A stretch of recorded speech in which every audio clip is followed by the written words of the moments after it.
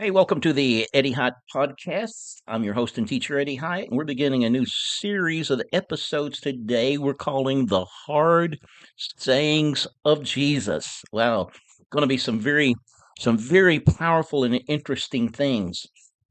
Tomorrow, as far as I know, tomorrow I'm going to talk about the blasphemy against the Holy Spirit, the unpardonable sin.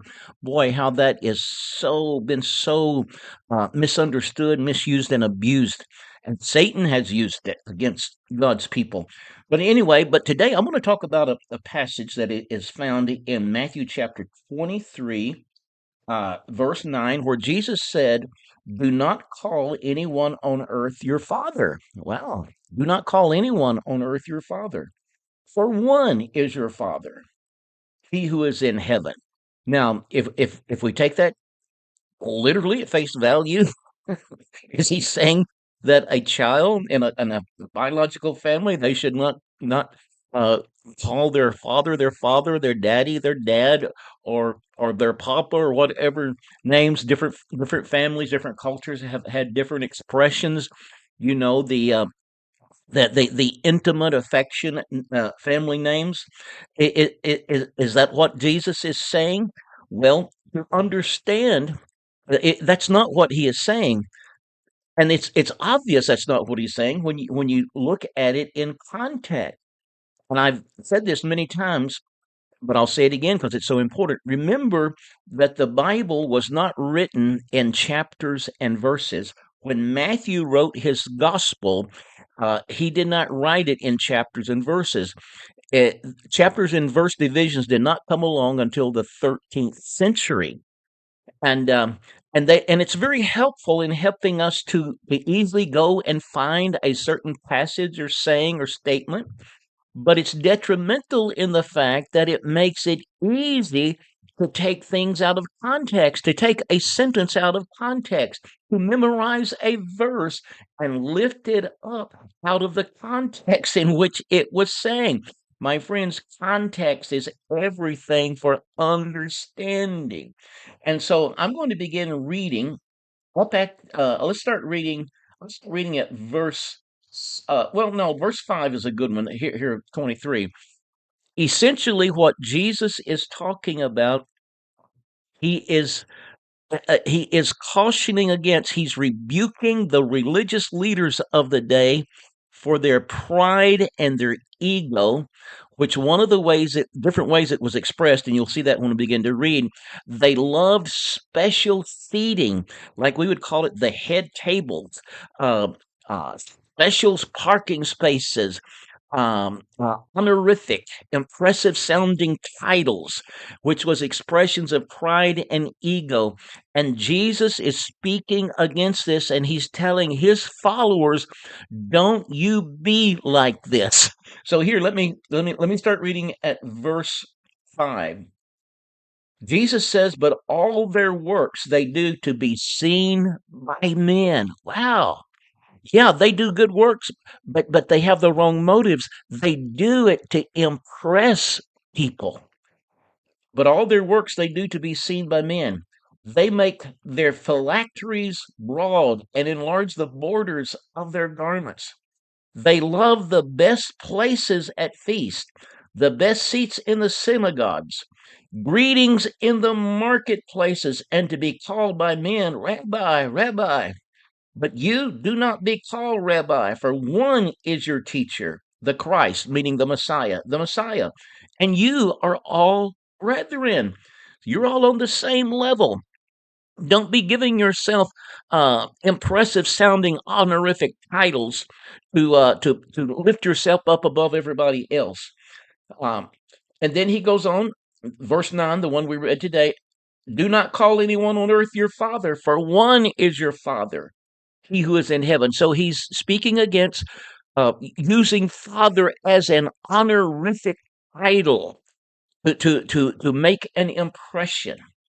And then verse 10, and do not be called, I'm reading the New King James, and do not be called teacher, for one is your teacher, the Christ, the Messiah. It's interesting, the word teacher is not, I'm disappointed in the New King James, not the best translation. The Greek word for teacher is didaskalos, but that's not the word here. The word used here is a different word. I would pronounce it pathy, pathigetai, and it means leader or guide or mentor, someone who is up front and out front and so on. Now these are very strong statements by Jesus. But what he is talking about, he is admonishing against the use of honorific titles. The title serves no purpose except to exalt and elevate the person with the title. And Jesus is teaching humility, and he's saying, I don't want you to be like this. This is how your religious leaders are here in Jerusalem, but I don't want you to be like this. And he goes on in verse 11 and 12 says, but he who is greatest among you shall be your servant, and whoever exalts himself will be humble, and he who humbles himself will be exalted. And I'll never forget, and it's amazing how the church, the modern church, even Pentecostals and charismatics, how they just kind of skip over what Jesus said here. But let me say this: in the prevailing Christian sentiment in early America that came out of the Great Awakening in the 1700s, and actually was brought here. This kind of thinking where that puts everyone on the same level.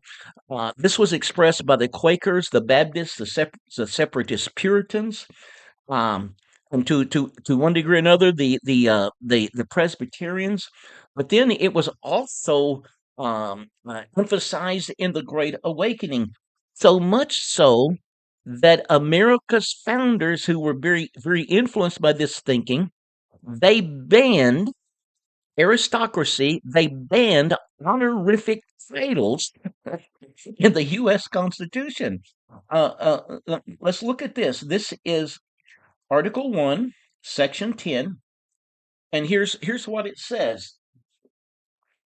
It says, no state shall enter in. Well, let's go.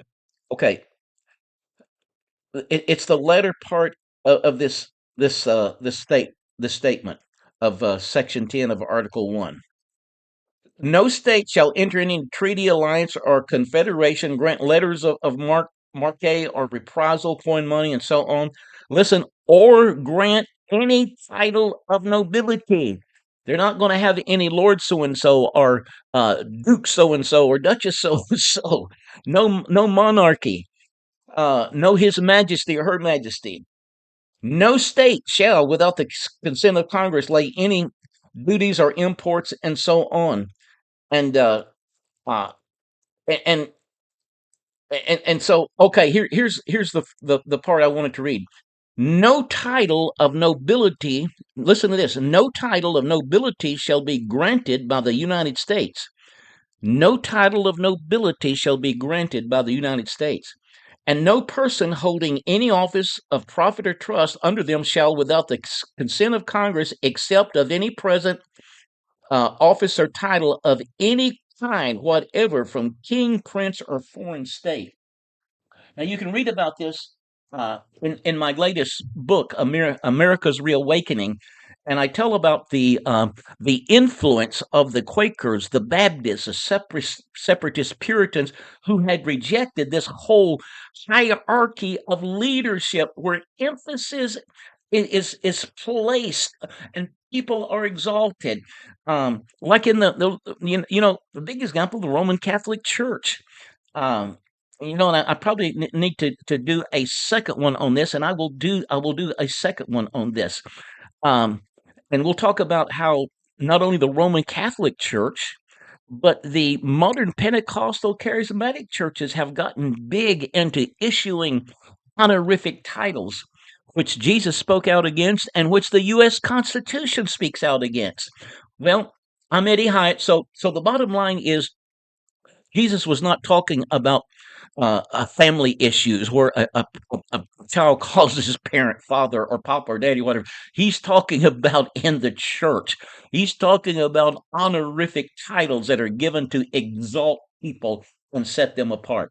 Well, listen, I'm Eddie Hyde. If you want to read more about this, I've got two books that really go into depths on this. One's called Apostolic Leadership, and the other one is my latest book, America's Reawakening. And I'll look forward to talking to you again tomorrow. God bless you.